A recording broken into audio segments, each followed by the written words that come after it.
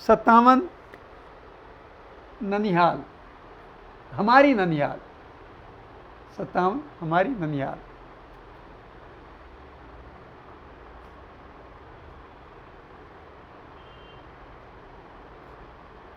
बंधुओं, कभी कभी ऐसे सुखद अनुभव होते हैं कि वो हृदय में अंकित हो जाते हैं।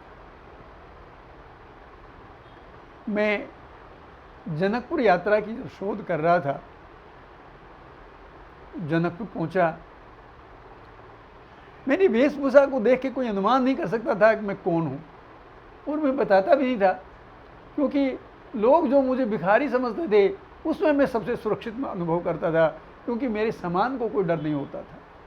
मुझे कोई क्या समझता है, इससे मुझे क्या फ़र्क पड़ना है। मान सम्मान की कोई बात थी नहीं, कोई मेरा मान कर दे, अपमान कर दे, अनजान लोगों में मेरे अपमान से मुझे क्या फ़र्क पड़ता था। मैं वही कच्छा बनियान और अंगोछे में जनकपुर पहुंच गया। अब मुझे वहाँ 2-3 दिन लगाने थे, क्योंकि स्थान बहुत थे।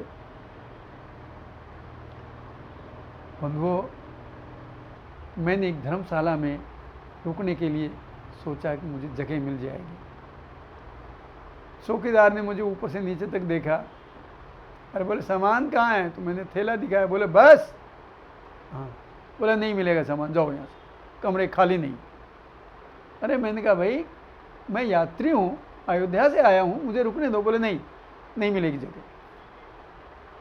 जहाँ भी गया मुझे मेरी वेशभूषा देख के यही उत्तर मिला। तब मैंने एक सिपाही की सहायता ली और मैंने कहा भैया अयोध्या जी से आया हूँ और मुझे मदद कर दो, कोई धर्मशाला में कोई कमरा मिल जाए। तो सिपाही मेरे से बोले कमरे की क्या ज़रूरत है, बरामदे में सो जाना, क्यों 5 रुपये देते हो? उस समय धर्मशाला 5 रुपये एक दिन के लेती थी।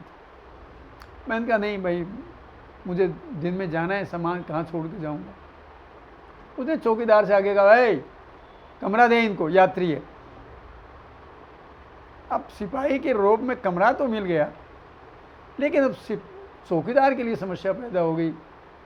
मेरे पास ऐसा कोई सामान दिखाने को नहीं था कि मैं ठीक आदमी हूँ, संपन्न आदमी हूँ। अब चौकीदार को ये डर सता रहा था कि ये कभी किसी के जूते चप्पल कपड़े लेकर रात को चोरी करके नहीं भाग जाए। तो चौकीदार की सरदर्दी बढ़ गई। वो धर्मशाला की बजाय मेरी चौकीदारी करने लगा, मेरे आने जाने पर, कुछ भी करने पर नजर रखता था। तीसरे दिन चौकीदार ने कहा देखो भाई, अब कोई हवलदार आए, कोई सिपाही आए, कोई दरोगा आए, अब मैं तुम्हें कमरे यहाँ से निकालूंगा, या तुम बताओ सच कौन हो? तुम सुबह जाते हो और शाम को आते हो, किसी को कुछ बताते नहीं हो, क्या करते हो? तुम्हारे कामों पे मुझे संदेह है। जब मैंने उसे बताया कि मैं भगवान राम के यात्रा स्थलों की खोज कर रहा हूँ, तो वो प्रभावित हुआ और उसने जानकी मंदिर के महंत जी को जाकर ये बात बता दी कि ऐसे ऐसे एक आदमी आया है। महंत जी बहुत सहृदय, बहुत ही अच्छे महंत जी हैं। जानकी मंदिर के महंत जी बहुत अच्छे हैं। उन्होंने मुझे बुलाया, अयोध्या से आया हूँ, अतिथि की तरह रखा, अच्छा कमरा दिया, अच्छे भोजन की व्यवस्था करी, और मेरा कोई परिचय भी उन्होंने खास नहीं पूछा। 2 दिन के बाद जब मेरा काम पूरा हो गया तो मैंने सोचा एक संत ने बड़ी सहायता की है, उनका आशीर्वाद लेकर मैं चलूँ। बंधुओं में गया, मैंने कहा महाराज जी बहुत कृपा, मेरा सारा काम ठीक हो गया, अब मैं प्रस्थान करूँगा। बोले बैठो, कोई कष्ट तो नहीं हुआ? नहीं बाबा, कष्ट कोई नहीं हुआ। फिर उन्होंने मुझे मिठाई खिलाई। मैं तब तक साधुओं से कुछ स्वीकार नहीं करता था, अब तो साधुओं से बहुत सहायता लेता हूँ, लेकिन तब तक साधुओं से कोई चीज़ स्वीकार नहीं करता था। पर मैंने कहा अगर मैं प्रसाद के लिए, मिठाई के लिए मना करूँगा तो मुझे बताना पड़ेगा मैं कौन हूँ। अभी तक तो मैं केवल शोधार्थी हूँ, भिखारी जैसा हूँ। मैंने भगवान का, सीता माँ का प्रसाद समझ के वो खा लिया। फिर उन्होंने मुझे एक अंग वस्त्र भेंट किया।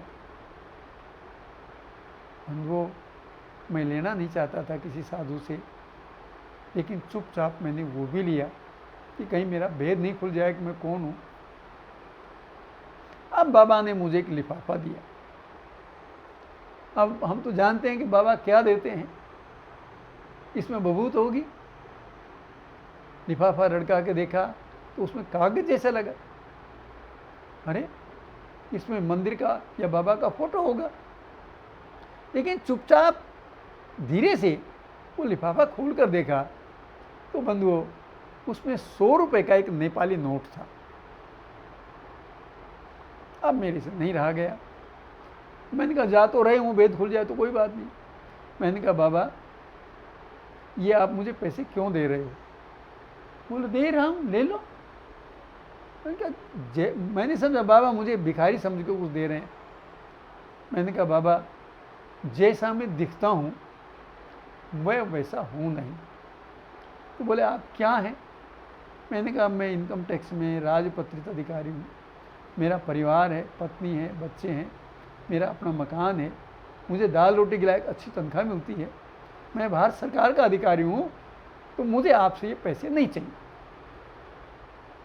बाबा ने बड़े मस्ती में कहा, ए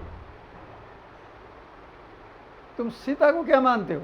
सीता जी नहीं कहा, सीता रानी महारानी ऐसा कुछ नहीं, कुंवरी कुछ नहीं, सीधा जैसे हम अपने घर में अपनी बेटी को भतीजी को कह देते ए उर्मिला जरा पानी ला, ए बबली ये सफाई कर दे, इस तरह उन्होंने सीता का नाम दिया। मुझे अटपटा सा लगा, सीता सीधा सीता कह रहे। मैंने कहा सीता हमारी माँ है, राम हमारे पिता हैं। बंधु ऐसे छाती पर हाथ रख के बोले सीता मेरी बेटी है, तुम नाना के घर आए हो, क्या खाली हाथ जाओगे? बंधुओं ऐसे हैं मेरे राम, ऐसे हैं मेरी माँ सीता। वो जिस देश में जिस परिवेश में गए आज भी उसी रूप में पूजन होता है। जनकपुर में राम जी राम लला नहीं है, राजा राम नहीं है, वनवासी राम नहीं है, संगठक राम नहीं है, तपस्वी राम नहीं है। अगर राम हैं तो केवल और केवल दुल्हा राम है। मिथिला का प्रत्येक व्यक्ति महिला राम जी को या तो अपना दामाद मानते हैं या अपना बहनोई मानते हैं। बंधुओं ऐसे संबंध मिथिला से जनकपुर से क्या हम कभी भूल सकते हैं? कभी मौका मिले तो आप भी अपने ननिहाल होकर आइए, बहुत आनंद आएगा, बहुत आनंद आएगा। आनंद लीजिए। जय श्री राम।